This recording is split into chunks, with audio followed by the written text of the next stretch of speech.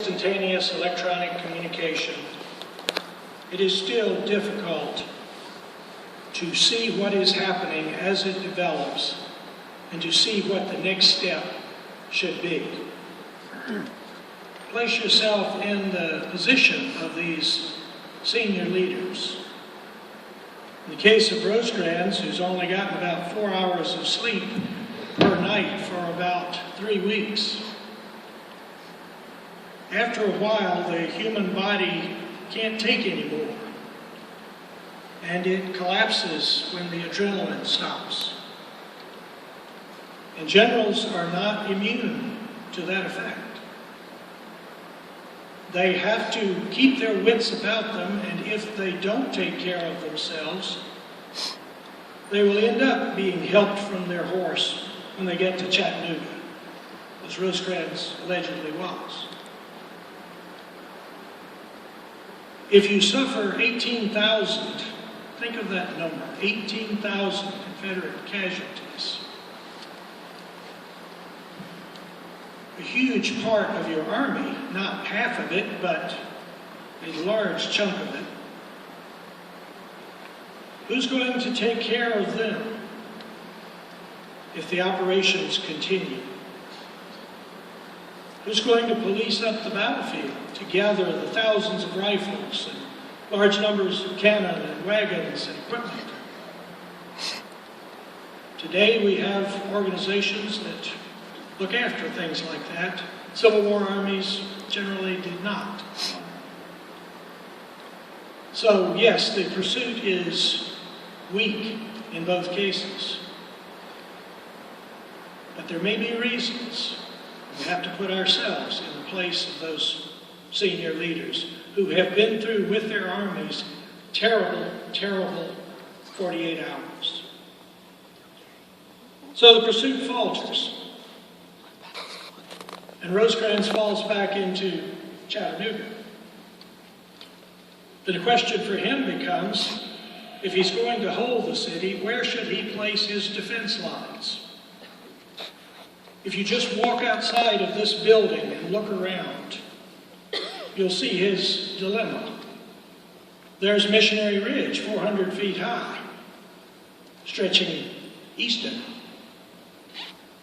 More important, you would think, is Lookout Mountain, which rises more than 1,000 feet above the plain. What do you need to hold Chattanooga? Should Rosecrans have attempted to hold Lookout Mountain? He chooses not to. Was that a mistake?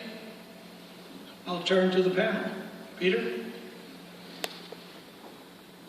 Well, whether or not it was a mistake, I don't think Rosecrans, apart from the fact that in the immediate aftermath of Chickamauga, he wasn't quite himself, to say the least.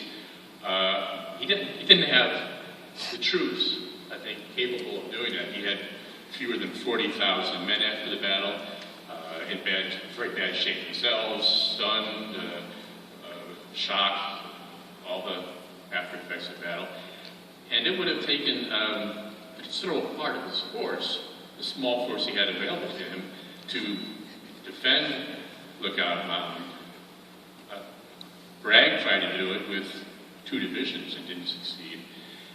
And I've mulled that question over, and Lookout Mountain, to me, seemed to be, for all its, its imposing appearance, an intrinsically indefensible position. If you position your troops on the top of the mountain, the flat top of the mountain, you couldn't hit anybody, you couldn't have any effect on troops coming around the, the bench that's a couple hundred yards down below the palisade, below the top of Lookout Mountain, which was the route that a force trying to take Lookout Mountain would pursue. The Confederates had this problem that this bench is only 300 feet wide, only 1 brigade, 2 brigades at most could defend it, and they get no help from the soldiers above. So I think Lookout Mountain, as important as it may have been, one, I think Rosecrans wasn't in a position to, because of his own condition and the condition of his army and the relatively small number of troops he had, to take possession of it. And if he had, I don't think it would have been in any existence. Wiley? Yes, I think as far as Lookout Mountain is concerned, one should remember that in the situation that Rosecrans faced in the aftermath of Chickamauga was that he had a single brigade on top of Lookout Mountain. And Garfield and some of his other staff officers and other generals criticized him for removing that brigade and allowing the Confederates to occupy Lookout Mountain. But prevalent in Rosecrans' mind, I think, was the fact that it would be difficult to supply that particular brigade, that the brigade would be exposed to the point where the Confederates could move around and capture the brigade and make it very difficult to extricate that brigade in terms of any fighting here. So I think that was Rosecrans' rationale. He didn't, I think, in the initial aftermath of Chickamauga, think much about the track that he was in as much as preserving the integral parts of his army that would enable him to respond to the crisis. I have in my collection a wonderful letter where Rosecrans sent to a commander, I think it was at Huntsville, Alabama, right after he had gotten back from the battlefield at Chickamauga. And he said, the disaster of the worst kind has happened. Be prepared to move anywhere I want you to. In other words, Rosecrans was thinking in terms of the defensive aspect of pulling everything in to get all of his units and elements together so that he could best plan the defense, I think, of the region, not realizing and forward thinking in terms of that this was really going to be a trap that he was in if he didn't do something more than expand his actual area of occupation. No.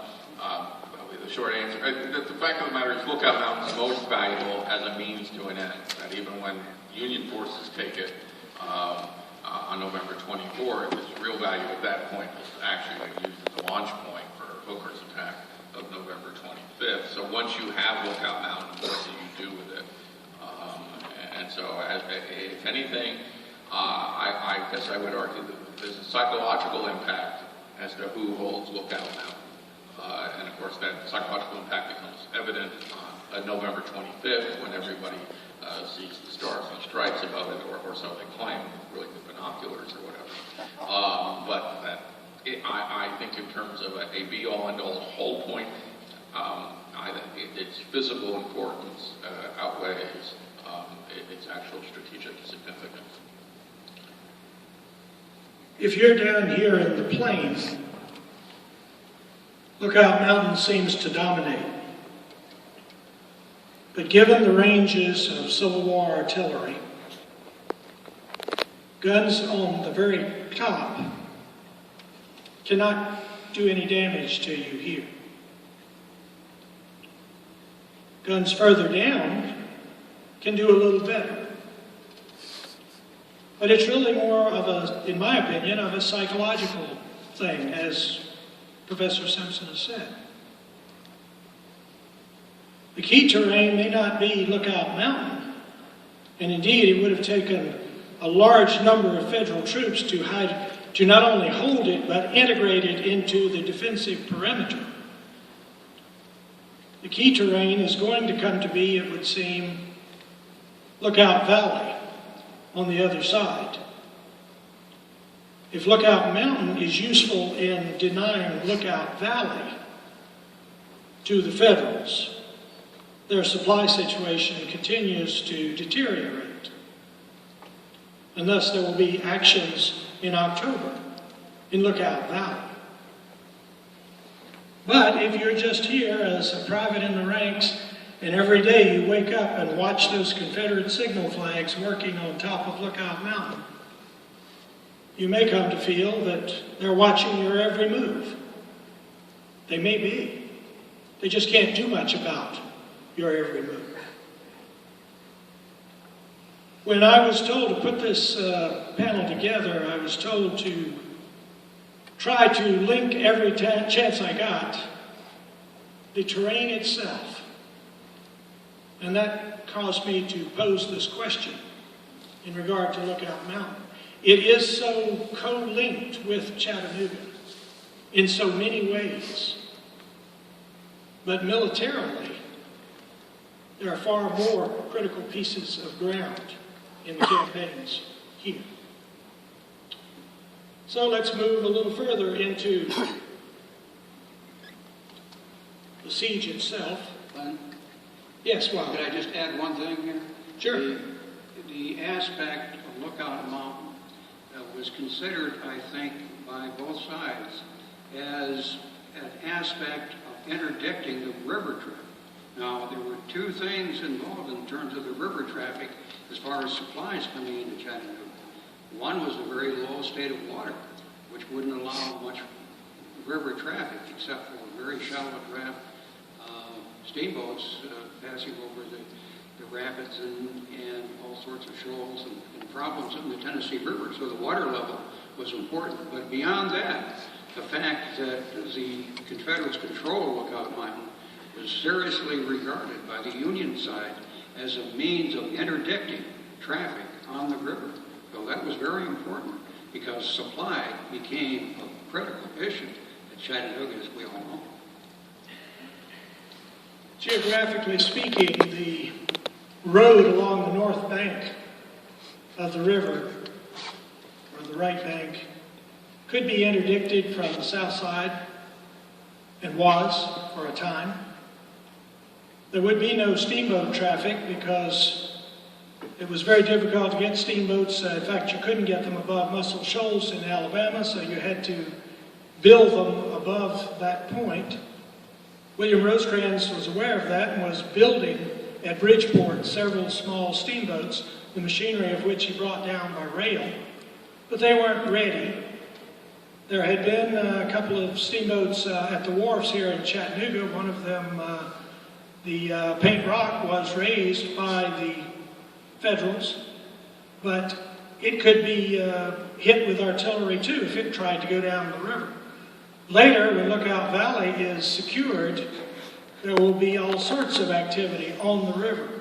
But momentarily, the railroad is interdicted. It's also blocked down at Bridgeport and Running Water Canyon because the bridge is out.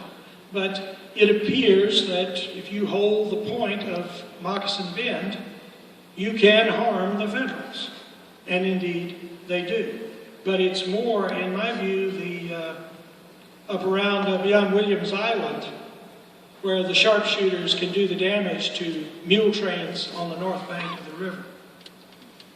Either way, people fixate on Lookout Mountain because it is such a dominant feature visible from all over the area.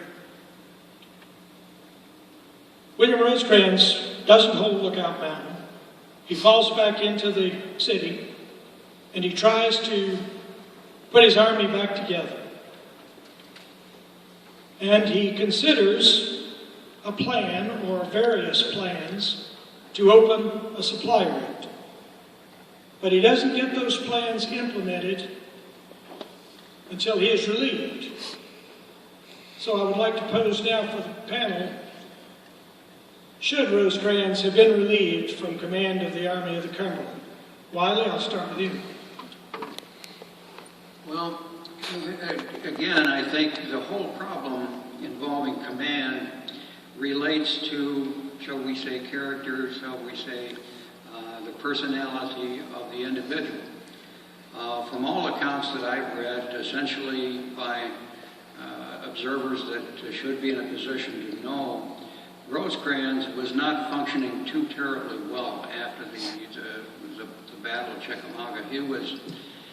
He was, shall we say, psychologically affected, I think, by what had happened, to the point where maybe he wasn't reasoning as well as perhaps he should have under the circumstances. He couldn't think ahead. He was thinking mostly defensively in the beginning. He did not have have the personality, the bulldog-type personality that Ulysses S. Grant, for instance, had. If you take the two individuals, I think, in terms of their perspective, Grant was not perturbable in the sense that I think Rosecrans were. As I interpret it, Grant, well, the famous saying about Grant is he doesn't scare worth a damn, and he didn't. I mean, essentially, this was a key, I think, to one of Grant's greatest attributes, that he could take a severe defeat or a partial disaster or problems that occurred in terms of his particular situation and deal with them on a level plane, not an emotional up and down. I think, like Rosecrans was prone to do. You have a number of staff officers saying, for instance, that Rosecrans was not really that astute in terms of his behavior right after the Battle of Chickamauga. So the question then comes down to, in terms of removing Rosecrans, is he going to recover and become a sufficient commander again in terms of organizing things like he did in the Tullahoma campaign and masterminding the Army in terms of getting out of the situation? Or is it better to have a really tenacious bulldog-type personality that's not going to be affected by the emotional aspects of the case in Ulysses S. Grant? And I think if I were in Lincoln's shoes, I've asked myself this question. I would have indeed, under the circumstances, put Grant in command just exactly as he did, because the way things worked out, it wasn't a Grant that was a genius at Chattanooga, but he had the great will, the determination, the grit to get the job done. Brooks? Well, it was good for my book that Rosecrans was relieved, because it was good Grant. So it moved the story along very well. The other thing is that I think that when Grant takes over, he's given a choice of orders, one which retains Rosecrans in command and one which places Thomas in command. And although we will hear later on, about the friction that develops between Grant and Thomas, at the moment Grant is given that choice, it was a no-brainer. Grant had difficulties with Rosecrans before. The two men did not get along at all, and it was just as well in terms of harmony of command, he was going to take the general he didn't know over the general he did know. And let's face it, whatever you think of William Rosecrans, I think most people would see George H. Thomas as an extremely capable commander, and by no means a step down from the command of the Army to Cumberland. Peter? I don't think the question necessarily is an either or. Brooks said that Lincoln gave Grant a choice, Thomas or Rosecrans. Rosecrans, it was a foregone conclusion that Grant was going to come to Chattanooga and take overall command. You had troops in the Army of the Potomac under Joe Booker coming from the east. You had Sherman coming from the Army of the Tennessee, part of the Army of the Tennessee.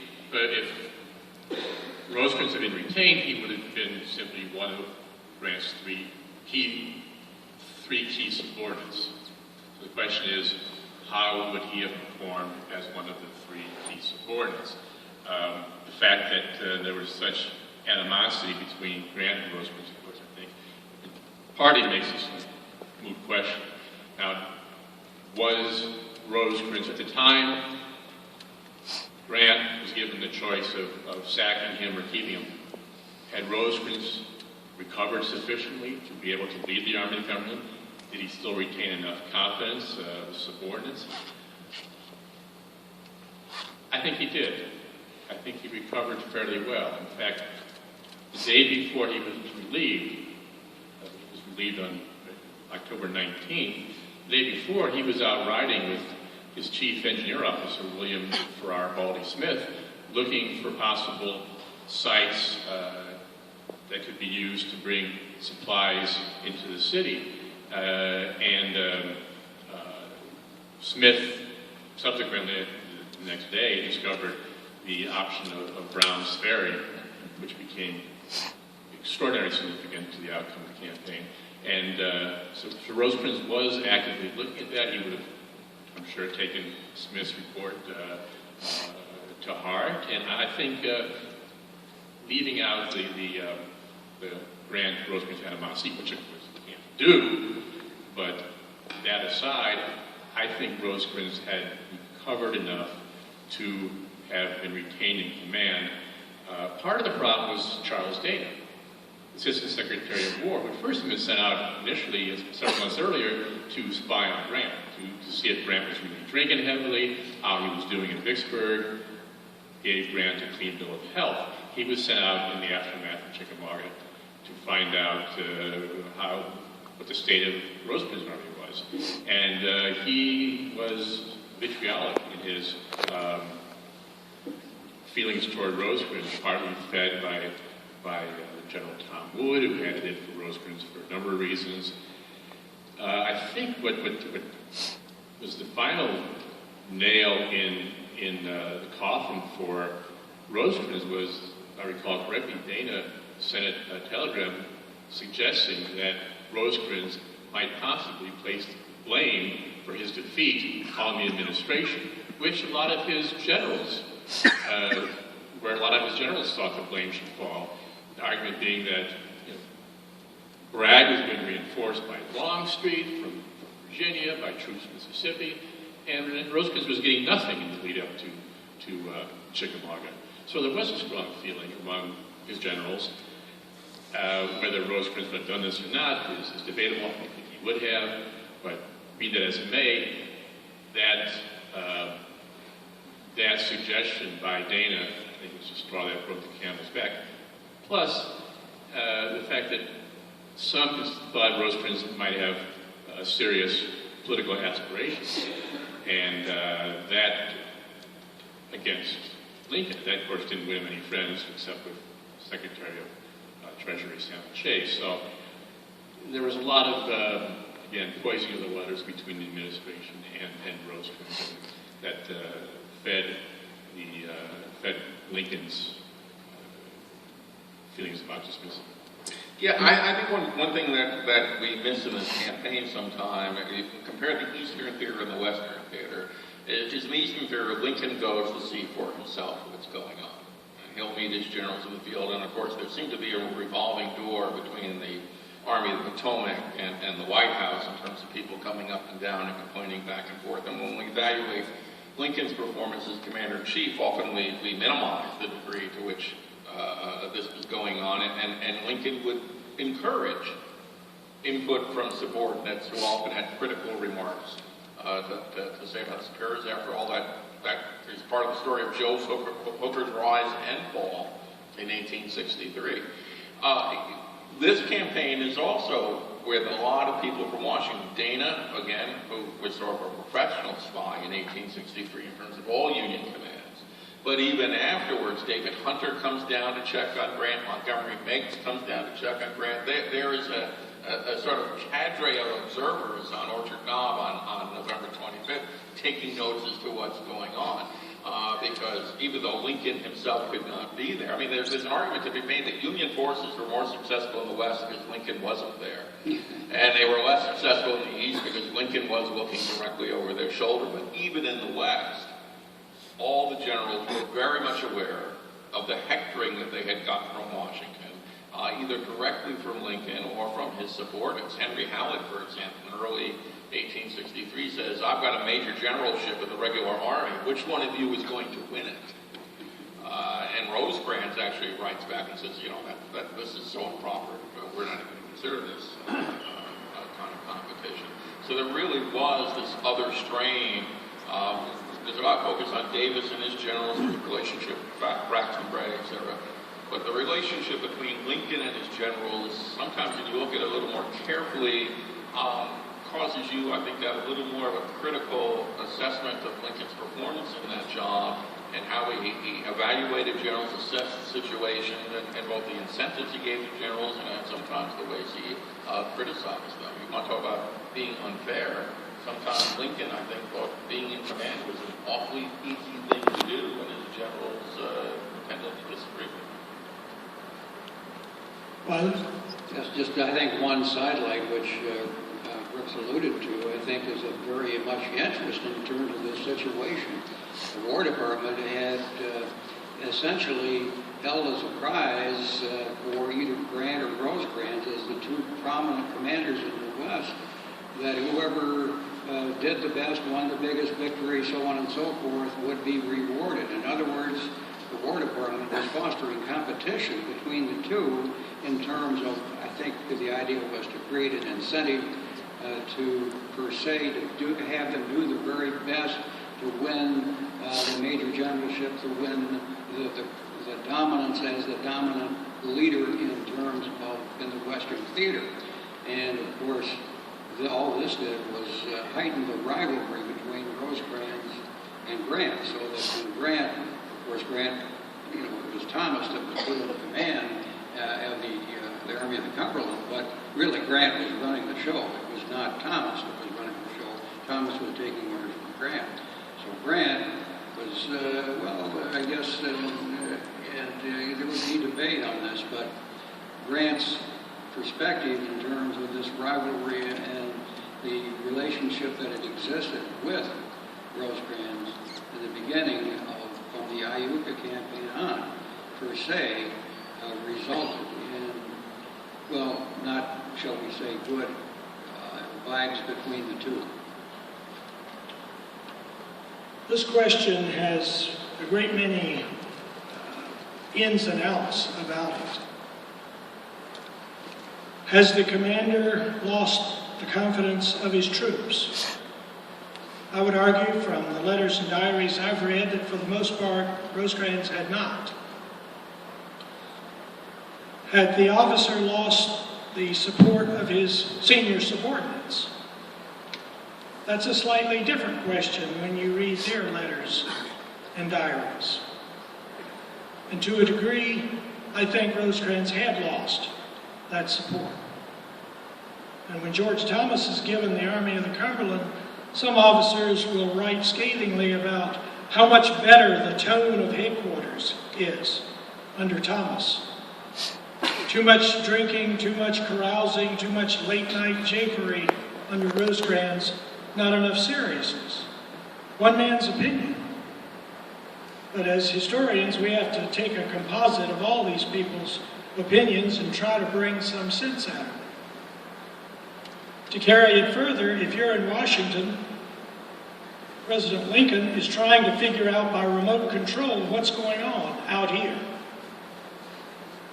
And he has to listen, at least partially, to Charles Dana. And he has to listen to Edwin Stanton.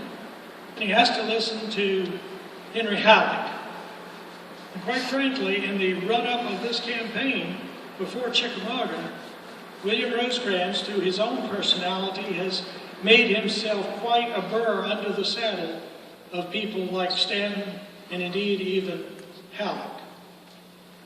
And then you throw into it the pretty clear animosity between Grant and Rosecrans. Indeed, there's a new book, obviously to be controversial, written by a man named Frank Varney, that to the degree he can, defends Rosecrans to the max and shows that the problem between Rosecrans and Grant was of long standing. And indeed, there's a lot of blame that does not accrue to Rosecrans. I can't say as I agree with everything in the book, but particularly there's some errors of fact in the Chickamauga section that trouble me. But it will be something to stir the pot of controversy among historians. Brooks is mentioned in the book a number of times. I think Peter might be as well. But the point is, was it possible for Grant to even think about keeping William Rosecrans in any capacity, given the bad blood between them dating back to at least Iuka and Corinth, if not before? Brooks, would you like to comment? Well, first off, Frank's book, I've read portions of it. Of course, the portion of it that's most important at the beginning was the index, to see where I might be mentioned. And I got all very into that light, and he had some nice things to say about the biography. So Look, the fact of the matter is that Rosecrans was on the downside of a very steep slope by this time in terms of how he's viewed in Washington. One person we hadn't mentioned in terms of let's say the committee to destroy the career of William Rosecrans would be James Garfield, his former chief of staff, who's now in Washington, interested in getting political office, also interested in ingratiating himself with Salmon P. Chase. And Garfield could not restrain himself from sharing his negative assessment of Rosecrans' performance at Chickamauga. So I don't see how Rosecrans survives that moment. And no one's going to ask the common soldier in the Army of the Cumberland what they feel. And we got to remember, in terms of the subordinates, William Rosecrans was an outsider to that Army to a certain extent. He'd come in late 1862, replacing Don Carlos Buell. So he had some people who were alongside, but Thomas was their guy. He'd been with that Army basically from the first time it had an independent identity. And I think a lot of those generals in the end felt much more secure with Thomas in command than Rosecrans. Anybody else want to comment on this? Okay, let's go across the lines to Missionary Ridge, where there's even more command turmoil. Braxton Bragg has to try to make a workable organization out of some very, very troubling personalities. Peter, would you like to expand on that a little bit? Did he have a chance to make it right? I get to hear the rest of the week. I don't think he had a single chance because of his personality. He could not win the loyalty of a private. I mean, he looked for trouble. He looked to cast blame on subordinates every opportunity. Even after he won Chickamauga, the first thing he did was go after Leonidas Polk and General Thomas Heineman and prefer charges against Polk. So he had no interest whatsoever in fostering harmony. On the contrary, he had almost this paranoid need, it seemed like, to rid himself of anyone who posed any sort of a challenge to him. So I don't think he had, because of who he was, I don't think there was any chance that he could have fostered any degree of harmony within the library. Wiley?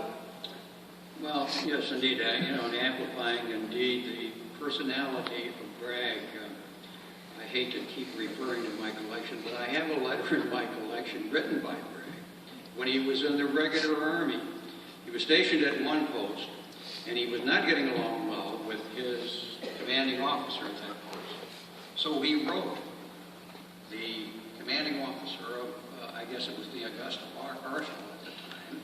He never met him, and he acknowledged this in the letter. He said, I would like, and they were the same rank, he said, I would like to arrange for the transfer of myself to your arsenal and hope that you will do this because it will be a furtherance to me, per se, in terms of my career.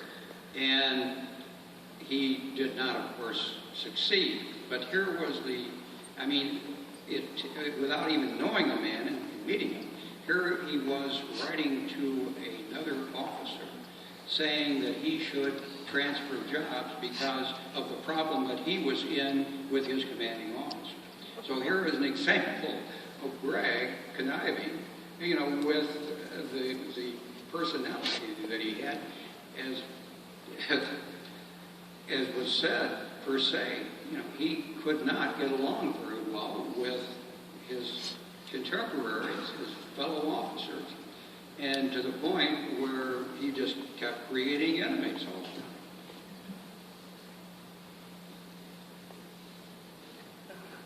time. The problems with Hill. Sure. Go ahead. This is another fine example of Bragg's twisting of reality, perhaps. After the fall of Lookout Mountain, he held a meeting with his two corps commanders, William J. Hardy and John C. Breckinridge, and to ask their opinion of whether or not we should hold on to Missionary Ridge or cut our losses and run. Hardy felt very strongly about falling back and moving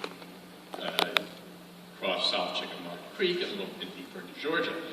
Breckinridge said, no, he said, I can hold this position. There's no stronger position imaginable. If I can't hold this, I can't hold anything. If we can't hold this, we can't hold anything. Da, da, da, da. And Bragg acceded to Breckinridge's advice. After the battle, Bragg said, well, you know, Breckinridge was roaring drunk this whole time, and the responsibility for defeat rests largely at his feet. So if he was so drunk, why was Bragg taking his advice? Yeah. You just couldn't win with Bragg. The problems that Bragg had with Leonidas Polk were long standing.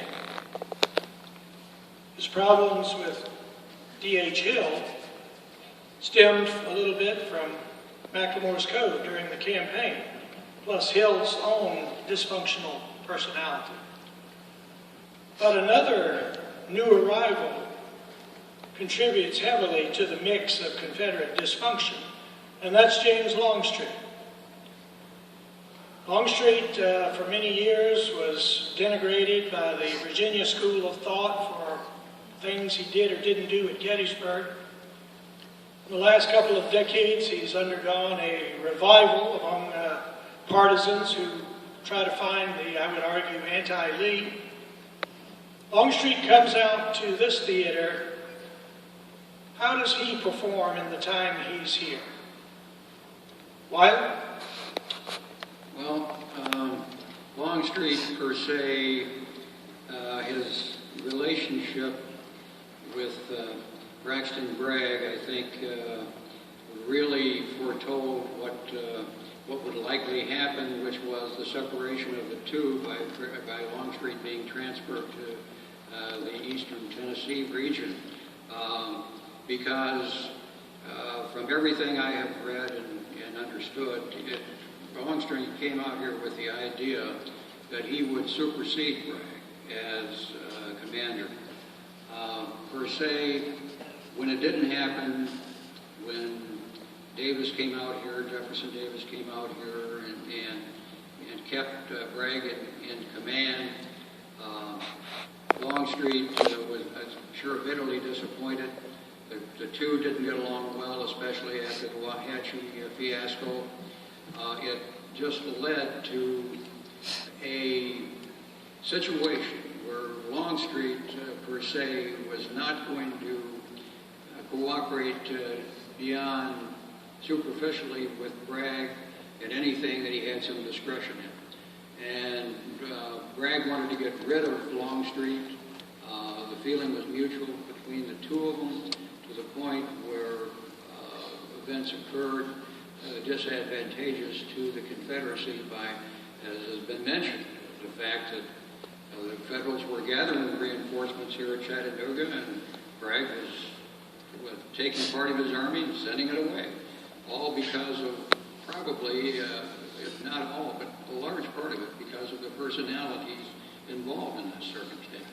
So you have here a very tragic situation in terms of the Confederacy, the fortunes of the Confederacy, as a result of the feud between Longstreet, his ambitions, and the acerbic personality and, shall we say, lack of wanting to sustain Longstreet in his position.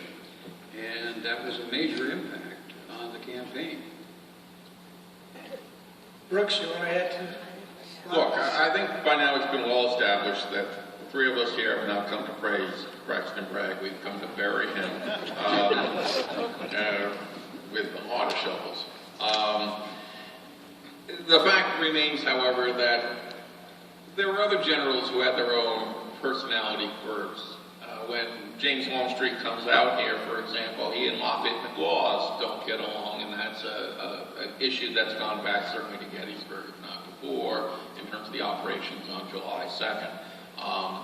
Leonidas Polk, it was not always the easiest person to get along. In other words, there's something more about that command culture in that army. Just like in the East with the Army of the Potomac had a command culture that was different, whereas Robert E. Lee really created a much more cooperative command culture in the Army of Northern Virginia, in part by exiling those people he did not want. They would leave, never to come back. I mean, that's also Dabney Maury, who comes west. He's one of the few Virginians exiled from the east because we didn't find some of these people to be very useful.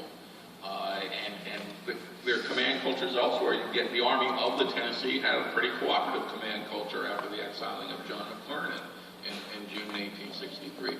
The Army of Tennessee is a pretty contentious group, and yes, and a lot of that has to fall on Bragg's shoulders.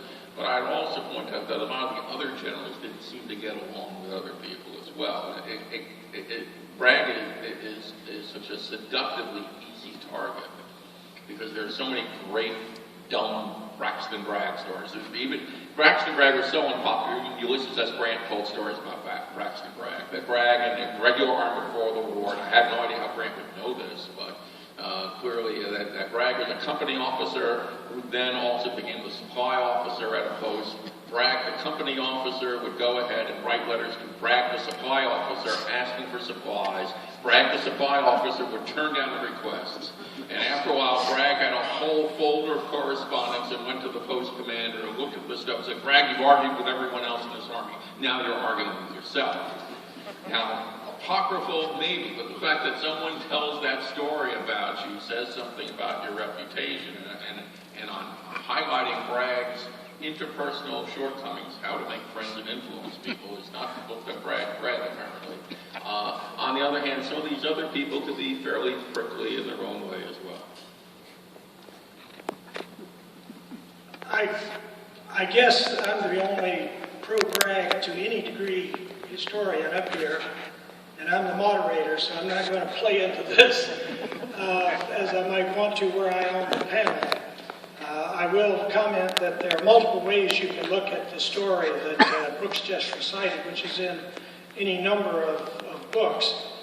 If you're in a dead-end post in the middle of nowhere and you have nothing to do, if there's no television, you'll probably start writing letters back and forth just to show how droll you are. But we won't argue about that because none of us, in fact, knows exactly what was in his mind when he did that. But to return to James Longstreet a minute, he's the man who's in charge of the Lookout Mountain, Lookout Valley sector.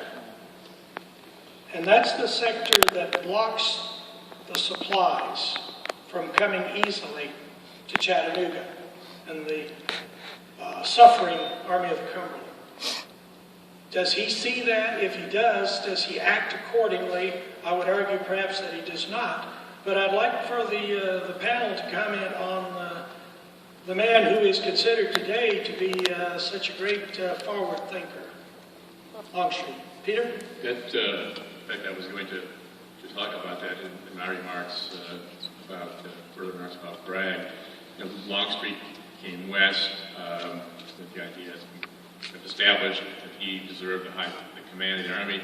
2 weeks after the battle, he plays his trump. He thinks it's his trump card. He is a moving, if not the moving force behind a petition to have Bragg removed from command. He needs Davis to come out and sustain Bragg. What does Longstreet do after that? He pops. Bragg, on the other hand, continues to place confidence in Longstreet because he does respect Longstreet's ability as a general. I mean, he, to his credit, was able to rise above that, gives him a critical sector at that point to defend the critical sector because of the lack of supplies that the Army of the Cumberland was receiving. That was where supplies would come from. That's where the reinforcements would come from. And Longstreet really just folded his arms. He ignored orders from Bragg. Most telling instance, well, when the Union established a foothold at Brown's Ferry, took Brown's Ferry, which allowed him to open up a supply road, kind of a sinuous road back to Bridgeport. It's a very significant development, and Longstreet waited, I can't recall how long, maybe a day, but a long time before he bothered telling Bragg this had happened. When Joe Hooker came into Lookout Valley was arguably even more important strategically than Lookout Mountain, with his 3 divisions, if I recall correctly. Bragg gave Longstreet orders to do what he could to oust Hooker, at least to close the supply line at Brown's Ferry at the northern part of Lookout Valley. So he has clear orders from Bragg to deal with Hooker. He decides to ignore those orders, and instead he decides, well, instead of attacking Hooker's forces up near Brown's Ferry, there's a small force under General Gary at Wauhatchie, which is really not particularly significant. He decides to go after that. And instead of committing a large force to the operation, he commits simply 2 brigades under 2 commanders who despise one another, Micah Jenkins and Evander Law. So he's got 2 guys who hate each other. He really doesn't show any particular interest in the operations himself, and after the Battle of Wauhatchie is lost, Longstreet blames the brigade commanders for the defeat and absolves himself of any blame whatsoever. So Longstreet